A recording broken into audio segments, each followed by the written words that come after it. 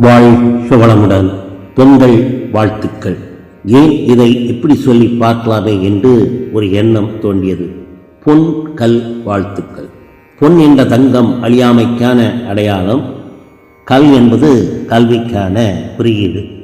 பொன் கல் அழியாமையை காப்பதே, கற்றுக்கொள்வதே, கற்றுக்கொள்ள முயற்சிப்பதே பொங்கல்.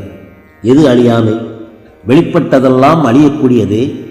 அது அறிவாகவும் அசைவாகவும் மாயா தோற்றமாகி ஆணவமாய் திரண்டுள்ளது. இதுதான் ஒடுக்கம்.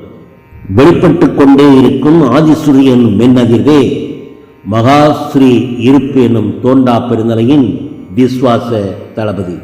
அந்த தளபதியே அழியாமையின் அடையாளம். அழியாமையே பொன் கல்.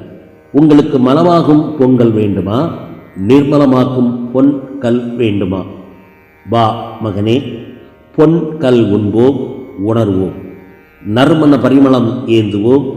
இது மட்டும் சரி என்று ஒடுங்கி உணர்பவனுக்கே பொங்கல். உனக்கும் எனக்கும் பொன் கல். பொங்கிக் கொண்டே இருக்கும் அழியாமையை இலக்காய் தொடங்குவோம்.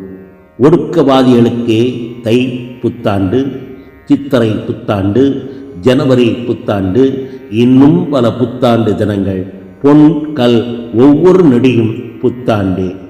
வாழ்க வளமுடன். இனிய பொங்கல் திருநாள் வாழ்த்துக்கள்.